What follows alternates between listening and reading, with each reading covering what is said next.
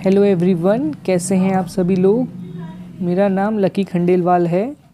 आज मैं आप सभी लोगों के लिए डिटेल एनालिसिस वीडियो लेके आया हूं कि कैसे एसएससी सीजीएल 2018 का रिज़ल्ट इम्पैक्ट करेगा एसएससी सीजीएल 2019 के रिज़ल्ट को। आप मानिए कि अगर एसएससी सीजीएल 2018 का रिज़ल्ट फाइनल रिज़ल्ट 2019 के डीवी से पहले आ जाता है तो ये 2019 के एस्पिरेंट्स के लिए एक बहुत बड़ी ब्लेसिंग होगी। ये मेरे क्रेडेंशियल्स हैं। मैंने एसएससी सीजीएल 2017 में टियर 1 क्लियर किया था, जो कि मेरा एक नॉन सीरियस अटेम्प्ट था। 2018 में अभी तक मैं टियर 3 तक क्लियर कर चुका हूँ, जिसमें मेरा स्कोर 542.5 है। मैं यूआर कैटेगरी से बिलोंग करता हूँ। एसएससी सीजीएल 2019 में अभी तक टियर 1 का रिज़ल्ट आया है, जिसमें मेरा रॉ स्कोर 156 था और नॉर्मलाइज स्कोर 170 तक पहुंचा।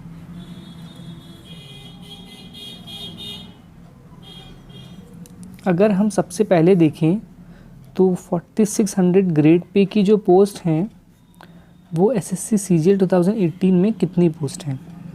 यूआर कैटेगरी से अगर आप देखें तो ये अराउंड 1800 पोस्ट हैं। ओबीसी में अराउंड 850 पोस्ट हैं।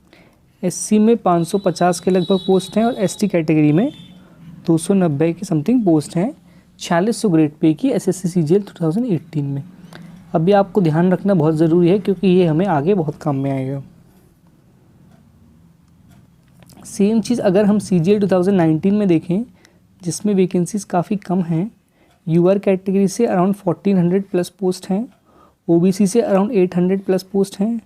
एससी से 450 प्लस, एसटी से 250 प्लस और ईडब्ल्यूएस से अराउंड 310 पोस्ट हैं। नेक्स्ट ये है हमारी सबसे इम्पॉर्टेंट स्लाइड कि 4600 ग्रेड पे में हम कंपैरिजन देखेंगे एसएससी सीजीएल 2019 और 18 में। अगर आप मानिए कि एसएससी सीजीएल 2018 का अभी 18 और 19 तारीख में सीपीटी का जो एग्ज़ाम है ये इजीली कंडक्ट हो जाता है और 15 से 20 दिन के अंदर आप मानिए कि डॉक्यूमेंट वेरिफिकेशन का जो प्रोसेस है वो कंप्लीट हो जाता है और उसके 2 महीने में रिज़ल्ट आ जाता है। तो आप अगर माने कि एसएससी सीजीएल 2018 का आप फाइनल रिज़ल्ट अगर मार्च तक आ जाता है तो ये एक बहुत बड़ी ब्लेसिंग होगी 2019 के एस्पिरेंट्स के लिए। क्योंकि अगर आप देखें मार्च तक रिज़ल्ट आ जाता है तो लगभग आप 6 महीने मान के चलिए, 6 महीने में लगभग सभी डिपार्टमेंट की पोस्टिंग हो जाएगी। तो आप ये माने कि जो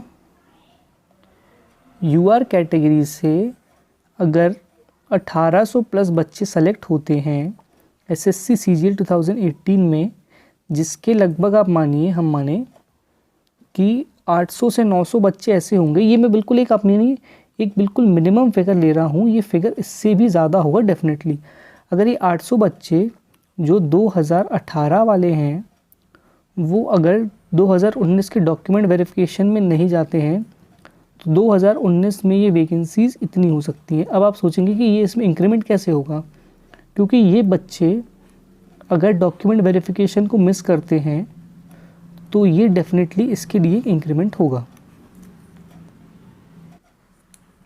ये आप इस तरीके से समझिए, जैसे कि अगर आप मानिए कि एसएससी सीजीएल 2019 में 550 के ऊपर आपके 3000 बच्चे हैं और उनमें से 3000 यूआर कैटेगरी के बच्चे हैं और उनमें से 800 बच्चे 2018 वाले चले जाते हैं, तो डेफिनेटली 2019 में कंपटीशन बहुत कम होगा। ठीक है।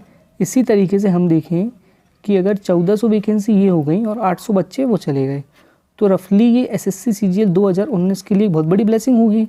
लगभग 2200 प्लस वैकेंसीज आपकी हो जाएंगी। अब ये आप नंबर 2200 प्लस ये कैसे आया वो मैंने आपको समझा दिया।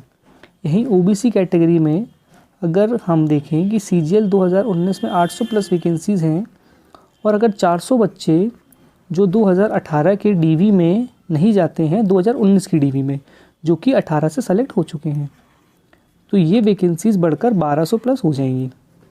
सेम एससी कैटेगरी में अभी तक 450 प्लस वैकेंसीज़ हैं, और अगर 250 बच्चे जो कि 2018 से सेलेक्ट होते हैं और 19 की डीवी में नहीं जाते हैं, तो ये वैकेंसीज़ बढ़कर 700 प्लस हो सकती हैं। क्योंकि आप मानिए कि जैसे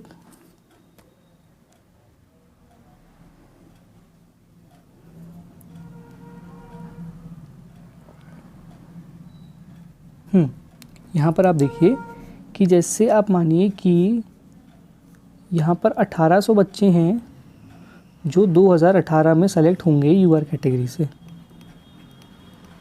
और अगर आप माने कि इनमें से अराउंड आप 1000 से 1200 बच्चे ऐसे मान के चलिए जिन्होंने 2019 का भी एग्ज़ाम डेफिनेटली दिया होगा, और अगर ये 1000-1200 में से लगभग 800 स्टूडेंट्स भी ऐसे होते हैं जो 2019 के डीवी में नहीं जाते हैं, तो 2019 के डीवी में 800 नीचे के जो ऐसे बच्चे होंगे उनको डॉक्यूमेंट वेरिफिकेशन में जाने का मौका मिलेगा और उनको एक सीट अलॉटमेंट का मौका मिल सकता है।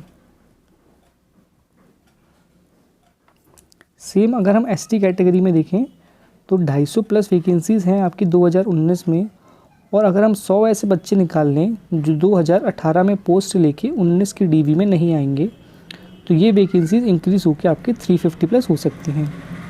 और ईडब्ल्यूएस में 2019 में 310 वैकेंसीज़ हैं, 2018 में ईडब्ल्यूएस नहीं था, तो ये आपका 310 का आंकड़ा ही रहेगा। नेक्स्ट अगर हम 2400 ग्रेड पे की पोस्ट देखें जो कि सीजीएल 2018 में थी, तो वो थी यूआर के लिए 1200 प्लस, ओबीसी के लिए 750 प्लस, एससी के लिए 400 प्लस और एसटी के लिए 175 प्लस। अब आप देखेंगे कि 2400 ग्रेड पे की पोस्ट में इतना डिफरेंस नहीं पड़ेगा, क्योंकि जो कैंडिडेट 18 में 2400 की ग्रेड पे की पोस्ट लेगा वो डेफिनेटली 19 का एग्ज़ाम तो डेफिनेटली देगा, और वो कोशिश करेगा कि 19 में या तो उसको 4200 ग्रेड पे की पोस्ट मिल सके या फिर 4600 ग्रेड पे की पोस्ट मिल सके।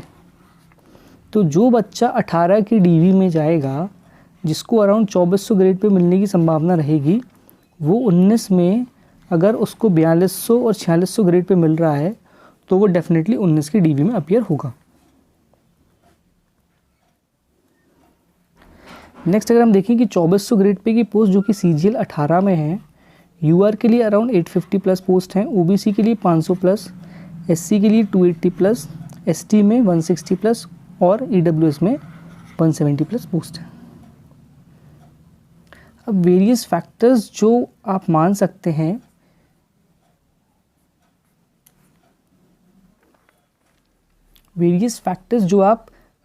हैं, जो कि डिपेंड करेगा कि एक एस्पिरेंट अगर 18 में जॉब लेता है और वो सेम 19 में जॉब लेगा या नहीं लेगा, वो हम अब कंसिडर करते हैं।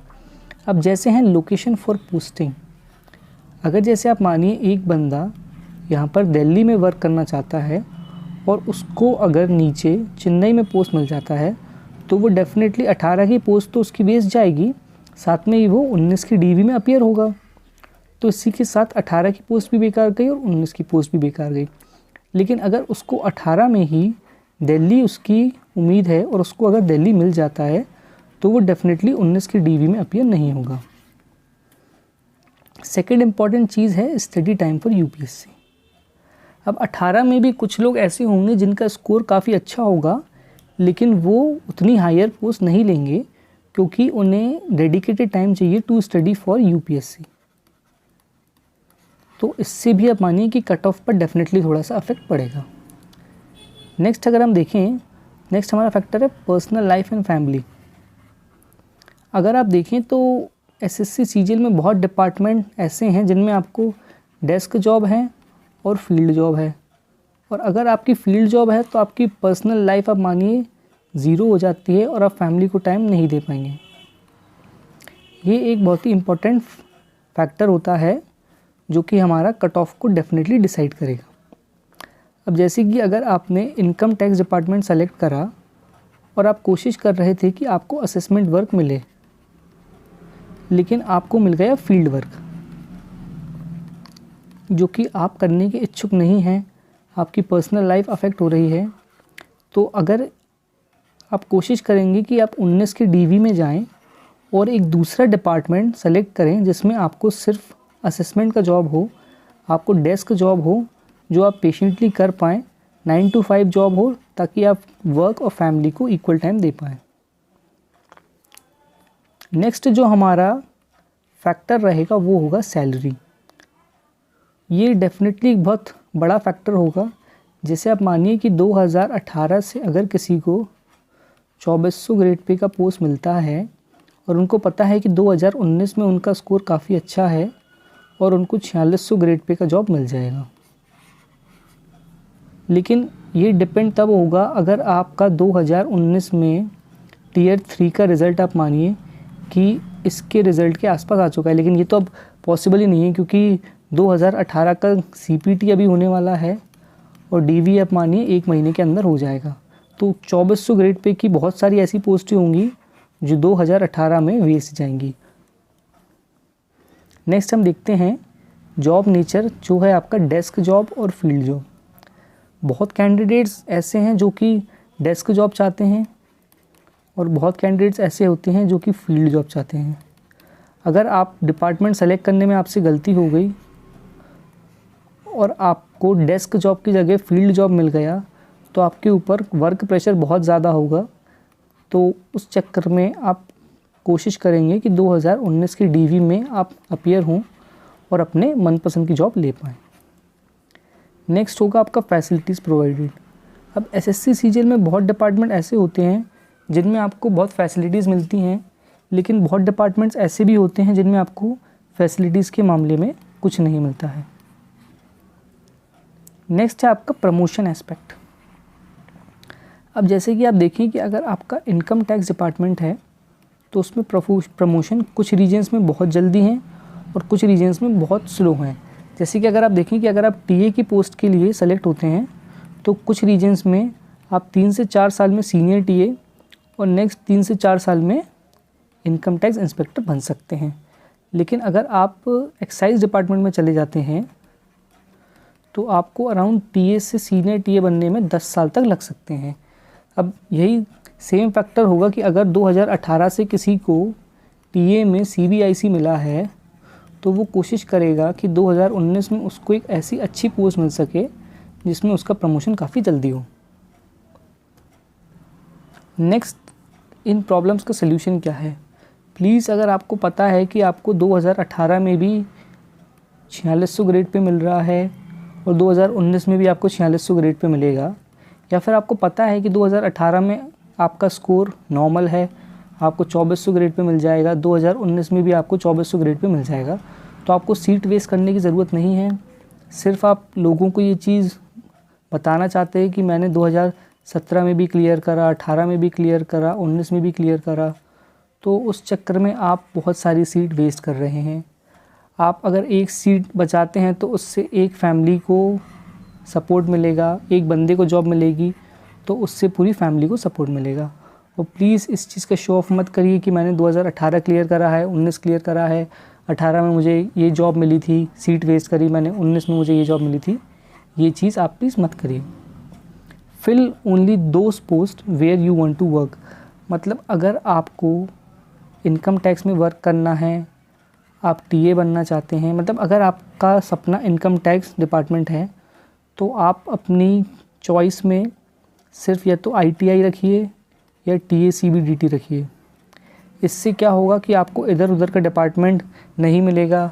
अगर आपको पता है कि 2018 में आपको ITI नहीं मिला है लेकिन 2019 में आपका स्कोर अच्छा है, आपको ITI मिल सकता है, तो 2018 में आप कोशिश करें कि आप DV में ना जाएं।